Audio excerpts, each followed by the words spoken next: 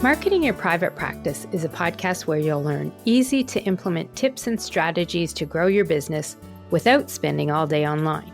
I'm your host, Colaiacovo, and I teach practitioners the Thrive marketing method to create simple and streamlined plans by focusing on long-term strategies, not just social media. Discover ways to spend less time on your marketing, attract more clients, and build the financial freedom that comes with a thriving practice. One where you have time left in your day for the people and things that matter to you.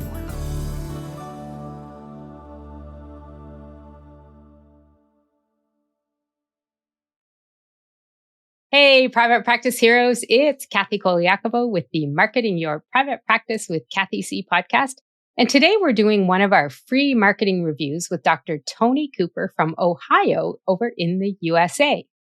Toni is a psychologist, author, and public speaker, and her specialties include the treatment of anxiety, depression, dysfunctional family patterns, and PTSD. She also has a podcast called Life Without Baggage: Insights from Christian Counseling for Personal Growth.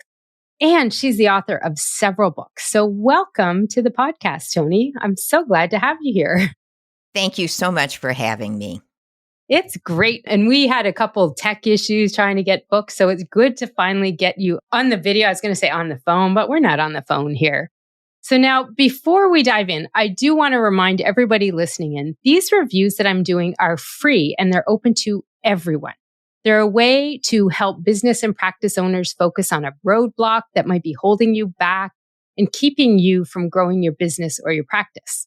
So what you get from a session like this with me is some first steps to take to start moving forward, getting past those blocks, and start seeing the results you're after, reaching your goals and thriving in business.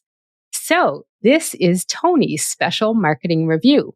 And Toni, you applied today and you asked if we could focus on your website. But then what you wanted to really talk about, and I'm going to read your own words here for my application, is that you wanted to talk about looking to boost visibility for podcast followers and for your books, because you're actually more booked with your practice. Right. You're filled with clients. So you're not looking right now, the marketing focus you have isn't necessarily get clients in the door, but to get podcast listeners and people purchasing your books, correct? That is exactly right. Okay. So we're kind of going to talk about the website a bit, but it's not so much a website review as really the messaging that you're doing in your podcast and the show notes for your podcast, things that are going to help you boost the visibility. But the one thing before we start here, and I like to know this from everybody that I talk to doing these marketing reviews, is what is it like when you talk to people and so in this case, we're going to be looking at your podcast and books versus the practice aspect of it. But when you talk to people about this, can you tell me when you're looking at this area of your business, who is the ideal client and what problem do they have that fits the services, which in this case is your podcast or your books? What is it that those can do or help them with? So can you give me some of that in your own words? Sure. So I would say mostly female. Until recently, I would say women over the age of 45 all the way up. It seems as though I'm getting a lot more subscribers to my podcast that are in their 20s and 30s. But I think it helps people figure out how to cope with life, deepen their connection with God. And I'm pretty conservative and traditional in my approach to living and in the type of advice I give. So I think people that are looking for kind of old school, but outside the box ways of handling life, that seems to be the people that are interested in what I offer. Okay, cool. And the books that you have, do you have a specific type of, how many books do you have anyhow? I've written 7, counting Awesome. The one that is my free ebook. Okay. And how would you categorize them? Like I guess thinking about Amazon, what categories do you put them in there? Most of them would be considered religious or inspirational. The one I just put out is on anxiety, depression, and helplessness. And it's more for the general public on how to cope since life just keeps getting crazier. Okay. Okay. We could all use some coping tools today, I Yeah. believe. Okay. Perfect. So that helps a little bit more. So, what I really want to know when I kind of want to know and clarify when you asked for, I'm looking to boost visibility for my podcast followers and for my books. What does that mean to you? Like, how would you describe what you're looking to do from that? Well, I've done a ton of advertising and I find very limited results. People like the things I do for free, but I'm not famous.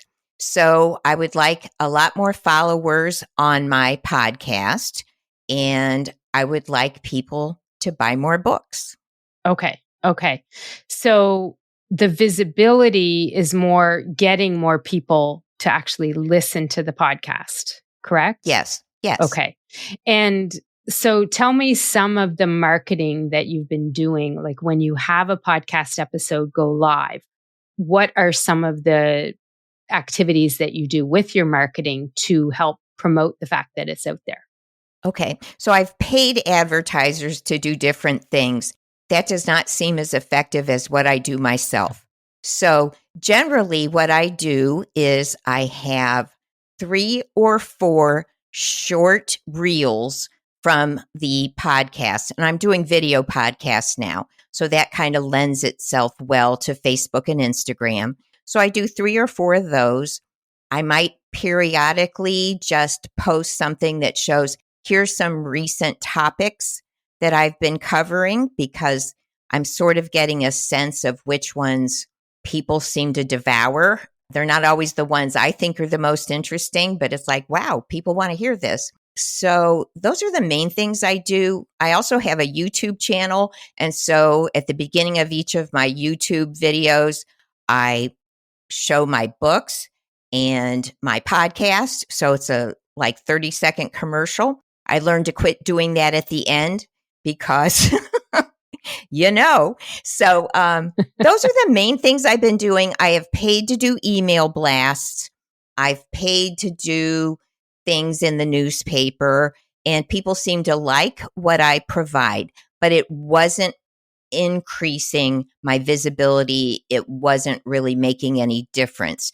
So it seems as though the things I'm doing myself by listening to these podcasts, like the one that you provide, and some others that are like, hey, here's what you do. Those seem to be getting me the most like increase Okay. and getting my message out. Right. Okay. And I noticed because I looked at your podcast on Spotify there, and I noticed a lot of times in your show notes, you have a call to action. Like you'll say something about get the free ebook that you have kind of as a taste or a test. So for people to get that, I just want to verify you're collecting, because that's a lead magnet. Okay. That free ebook. So you're using a tool or an email marketing system, and people can enter their name and email. It automatically sends them somewhere. Yes. Okay. Yes. I learned that from you. Okay, good. Awesome. So, so you're collecting those names, and then are you consistently sending, I'm going to say a newsletter, but it doesn't have to be necessarily a newsletter, but are you sending a consistent communication to the people who are signing up? Yes, I'm new to this. I had a lead magnet. It was not very magnetic, and I was not getting people to sign up. So in the last month, I changed my lead magnet, the ebook, and I'm getting a much better response. So I've sent out 2 newsletters in the last, I would say, 8 weeks, 10 weeks. I don't have a lot new to say. So my goal is about every 6 weeks, I'm going to send something. Maybe, well, I've learned again from you, like what I've been doing, what the podcasts are focusing on. I Right. usually share an inspirational verse that hey, this is meaningful to me. I want to share it with you. They're pretty short, and I Okay. have links to any new videos I think they might want to watch. Okay, that's perfect. Okay. All right, that gives me a good idea. And so for each episode, I just want to kind of narrow this down. You do 3 to 4 short reels for each episode? Yes. Okay. And where do you post those, and how how long is the time period where you use those to promote the podcast? Well, I learned from someone that it needs to be within like 48 to 72 hours. So my podcast airs, it drops on Tuesday. Okay. Notice I'm using the correct You lingo. are. And then I have reels on Facebook and Instagram, like Tuesday morning, Wednesday morning, and maybe Wednesday night and Thursday morning. So, Okay. Okay, perfect. And do you put anything on your Facebook page too? yeah, it's the same one on Okay. Facebook and Instagram, the same reels. Okay, perfect. And do you use LinkedIn? I do. I have never gotten very much. No. Okay. Nothing happens on LinkedIn for me. And that doesn't surprise me considering your industry and your topic, to be honest. Okay. I'm going to just sort of say like the politics and religion as topics. Those are ones that you don't often see so much on LinkedIn as you would on other ones. To me, that's not surprising. Yeah. Okay. When I have generic stuff, I put it on LinkedIn. Right. It's like, and everybody would like this. Right. Okay, perfect. Well, and that's a good tactic. And so are your video podcasts, are they going up fully on YouTube? Is that what you're doing with them? I have an extra YouTube channel that stores my video podcast, but that's not actually the one you find on my website. Okay. So you're putting them out there, but not under your current... I have like 2 YouTube channels now. Right. And the one is the main one, and it's on coping videos. Okay. And then the other one is like, I got all these videos. Okay, now I'm going to have a new channel. Right. And I found out that then they go on YouTube Music automatically. Yeah. So it's like, wow, that was interesting. So right. Okay. And the main YouTube channel you have where you put your coping videos on, is there a reason you didn't want to put your podcast on there? Just because it's a very different topic, or? It's different. And then my clients can't find anything when I tell them something for homework I want them to watch. Oh, okay. Got it. Okay. So it seems like it's more discreet. Right. Okay. All right. Perfect. So you're definitely what you're doing. So the idea here with your podcast, and I'll be honest, and I know there are people out there that do paid ads and paid ways of doing ads that can definitely help. I'm not sure the doing a paid email blast, how that would work, because it's really going to depend on the audience that's getting it, right? And for me, email marketing communications is more about building the relationship. Somebody signed up, they got your lead magnet, they're on there now. You get to know them a little bit more by how you email them. So coming from a paid one where you don't know who's on the other end, I could see how that's not really a great investment. But for me, there's a couple things that I saw when I went on your website.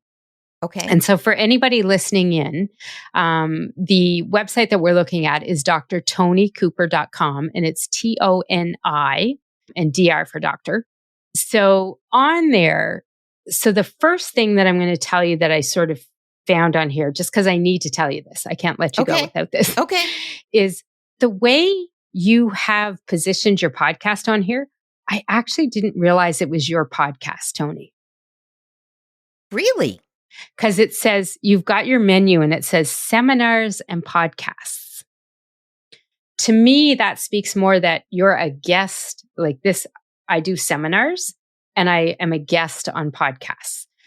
I would, if you really want to own the podcast, I would actually make that be, listen to my podcast or listen to the podcast.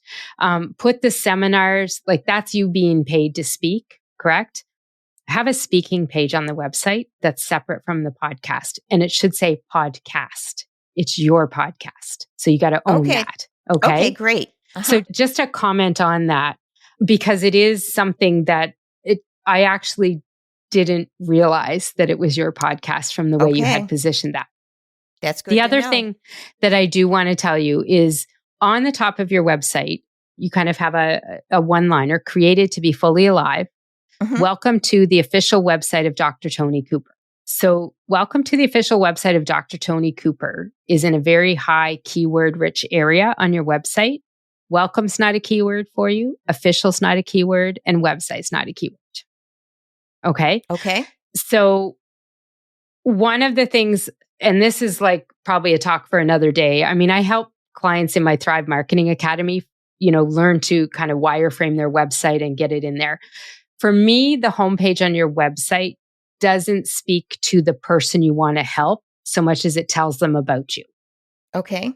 And you have it repeated very similar on your about page. So as an outside of this, kind of a bonus tip that I want to give you that I'm going to tell you before we go into the other tips. Okay. I would recommend highly that you kind of reconsider how you have some of your messaging on the website, because what people want to know when they get there is, how are you going to help me? Do you understand my problem? And what are you going to do for me to help? Whereas what I have here is more, welcome to Dr. Toni Cooper, about Dr. Cooper. Dr. Cooper is this. Dr. Cooper has, I'm saying your name too often. It's all right. I get it. But yeah, so I would love you to kind of move to that a little more. And then you've got your inspirational seminars, videos, and podcasts. So I would actually sort of somehow shift that so that you are positioning your podcast as the authoritative piece of that on there versus seminars you offer or other videos. Okay.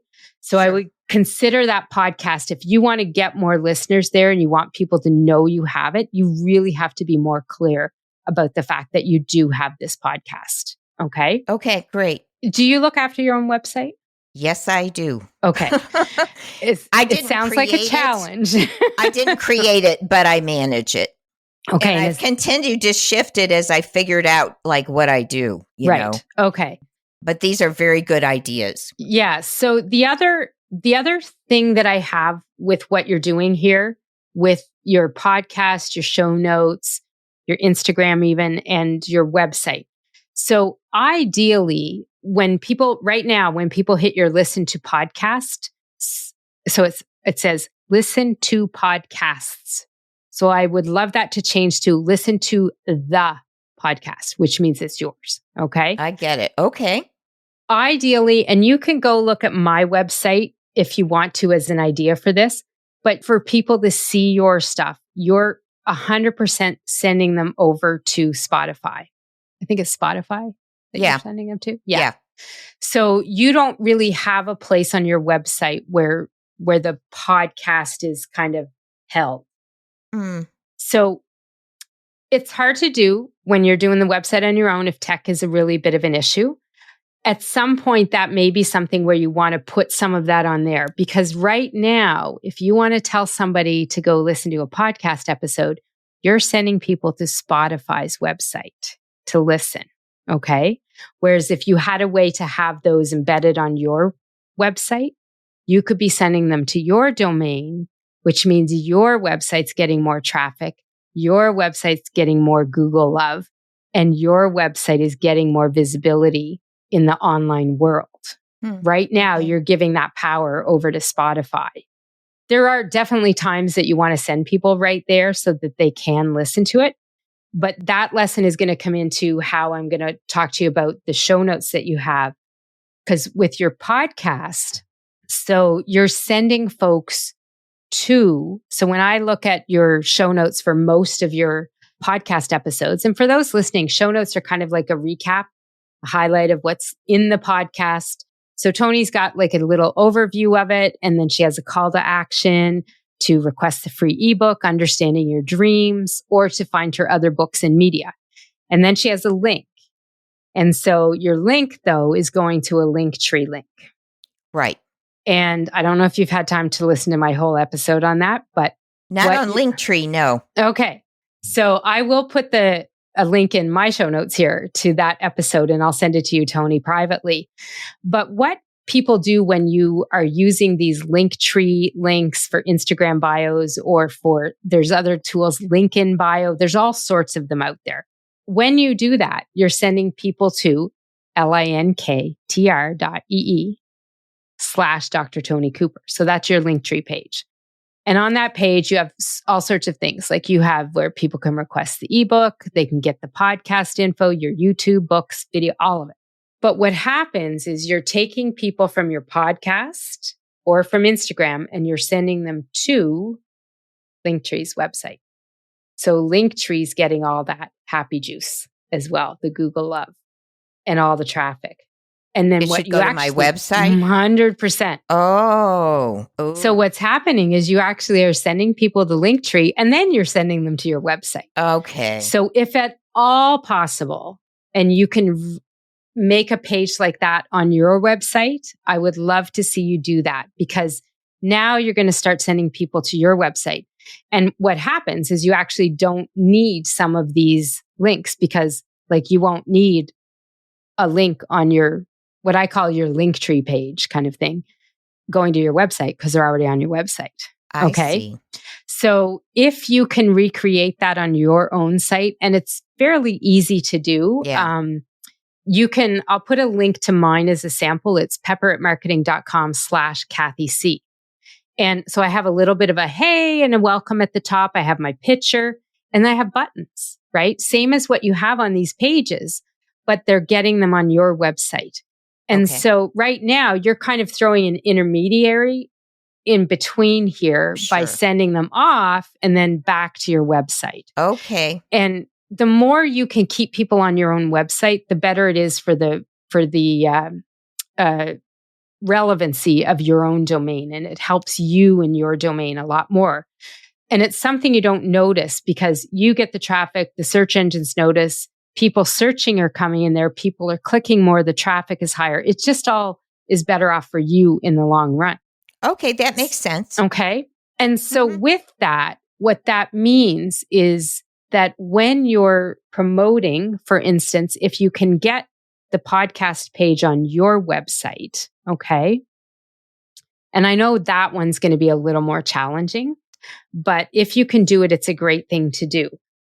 Then what happens is when you're promoting the podcast for people to listen, you're going to send them to your website again versus sending them out to Spotify. And what happens when you do that is they come to your website and they're probably going to see that there, but they'll see your menu. They'll see some other, there could be things that trigger them to look around more on your website, which is really your storefront for your business. Sure. Than if you're sending them over to Spotify. Okay. The other thing is getting more engaged people from the podcast by having, so when you have, I'm going to look at one here. So when you have this, follow this link to request your free ebook or to find my books or media, you can actually put a little more content. You have very short show notes on your episodes, but you can actually, and I'll send you a link and I'll put it in the show notes for this, but I'll send so you can look at it, Toni. But on show notes within your podcasting, you can put more than one link. So you could put, this is an interview I did with news anchor Jeannie Jestro. We discuss understanding your dreams, blah, blah, blah. You could put a little more that would encourage people to listen to that episode. And then underneath you could put, resources mentioned. Get a free copy of Understanding Your Dreams and put a link directly to your page for that. Because you have a page on your website. I saw it. I checked. Yes, I do. So put it there. If you want to mention find my books, you could say you can check out all the books that I have and have a link to your books page. Okay. So you could expand a little more on what you're doing with these show notes as well. Because right now, the only link you really put in them is the Linktree one. But you could be more pointed because some people would very pointedly, I want that Understanding Your Dreams book and click and go there. But maybe somebody, if whatever you were talking about in the episode was relevant to a specific book, then you could have that specific book page as the link there as well. Sure. So just being a little more direct in what you're doing would be something that I would say that you want to do. And that will just help, kind of convert some of those listeners to people that could be coming on your email list and getting in there. And it would be a way to, and especially like if you ever do any episodes that reference a particular book that you've written, which I'm sure you have. Yes, I have. Yep. Then in those show notes that you put together, you make darn sure that you pointedly say the name of the book and you pointedly have a link that goes to where that book is. Don't make people go one spot to jump to another to jump to find it. Okay. And that will help a lot more with that, because you're taking out that middleman that's there that you have in so many of your calls to action here. Okay. And that middleman is kind of happening on the other side when you're talking about the episode on social media and doing your reels. You're sending them into Spotify to get that information. So if you're, it might take you a while to get the page that I was talking about, like the podcast page on your website.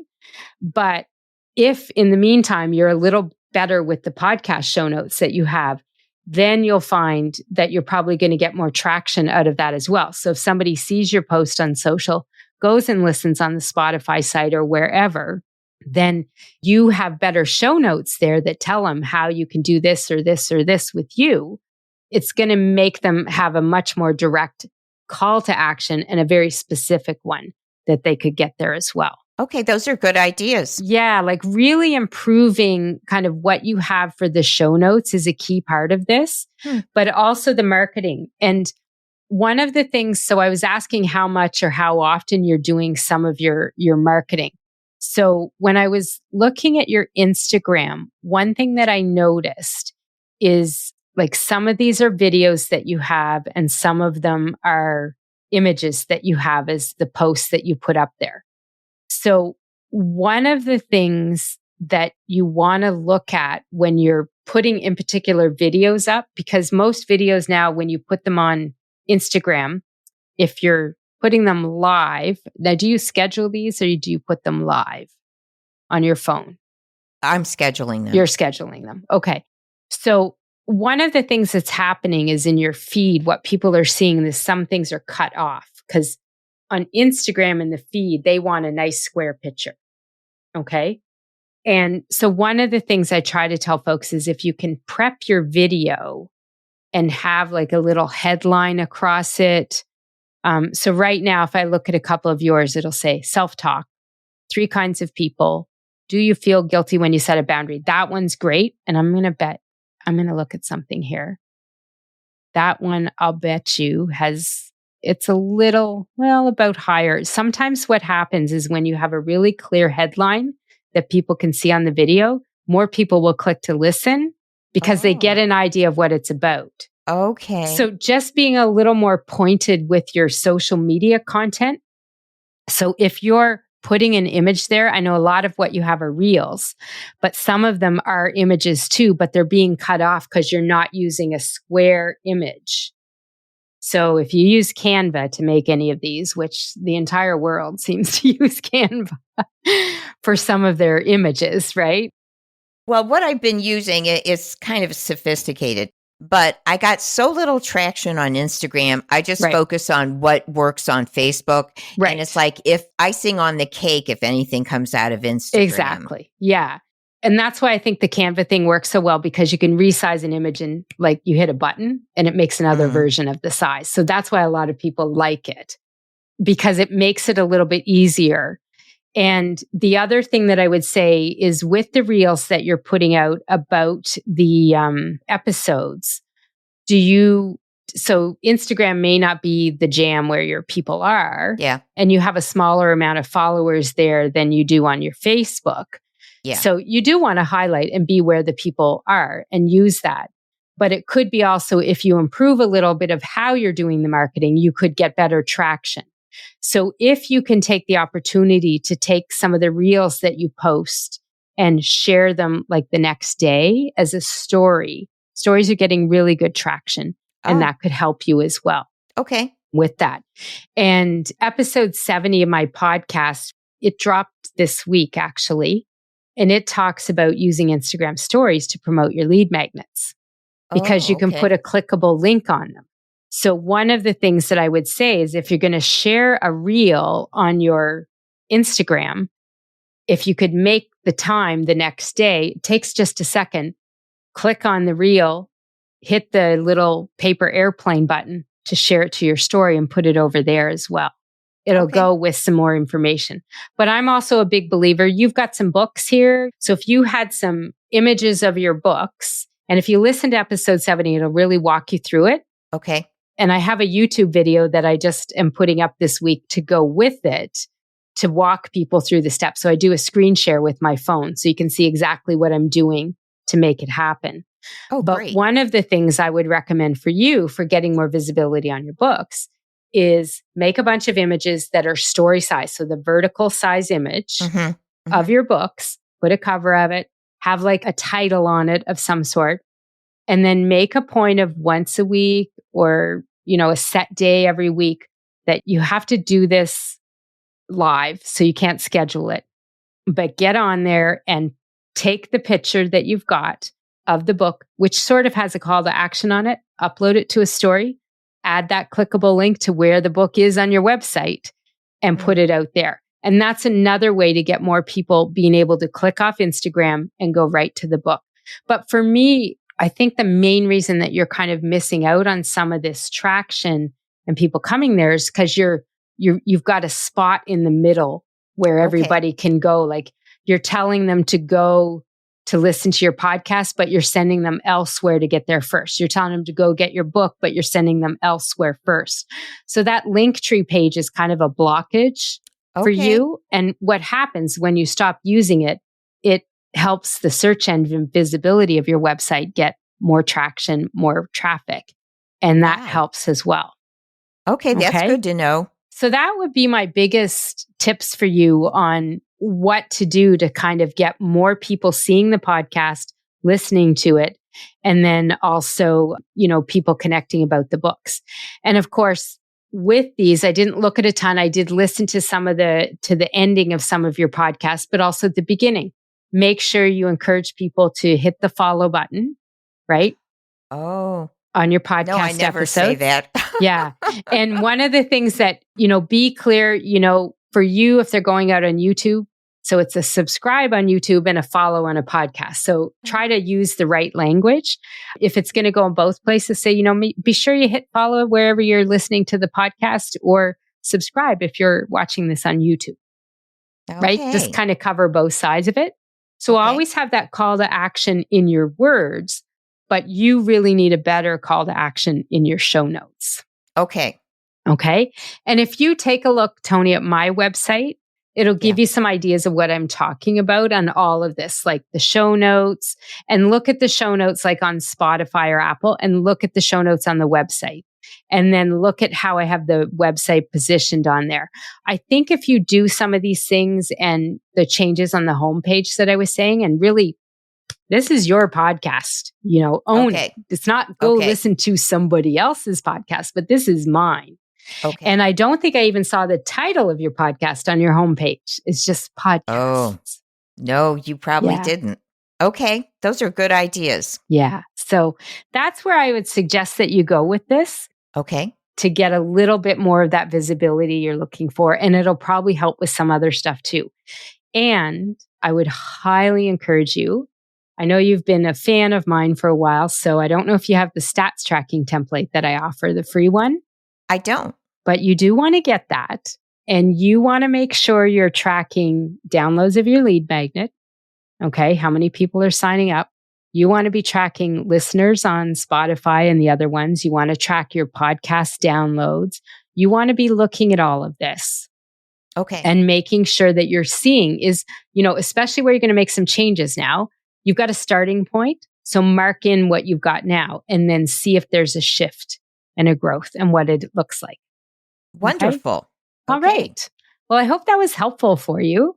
Yes, lots of good ideas to start working several on. Good ideas. And it's really a little bit about sort of your call to action and your messaging that you're putting out there. And just being really clear. You've got a podcast. This is the title of my podcast. This is where you find me. And I've got books and ebooks, and directly send people there. Don't use that middleman, that link tree. Okay. That's kind of it's easy to use, which is why people love to use it, but it really can block you from doing more than you could. All right. Okay. All right. Any final questions that you might have from this? No, I've got lots of notes, so I have plenty to keep me out of trouble. You do. what I do with all my guests, I will send you the transcript of this as well. So Oh, you'll good. get all those notes too. Be nice, jumbled, every word we've said here. Fantastic. All right. Awesome. So as we finish off here, I want to just say thanks for coming on here. I know that, it's sometimes challenging for people to come on and open up some of their business and their marketing struggles and publicly share what's going on. But it really helps others learn as well. So I really want to thank you for doing that.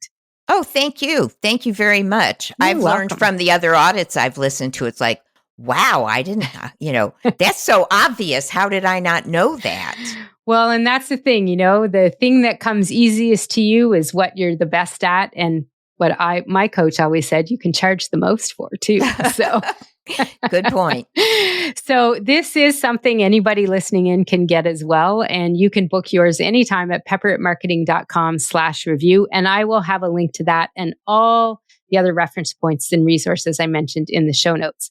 So as we finish up here, Toni, can you remind our listeners how they can connect with you online if they want to follow up?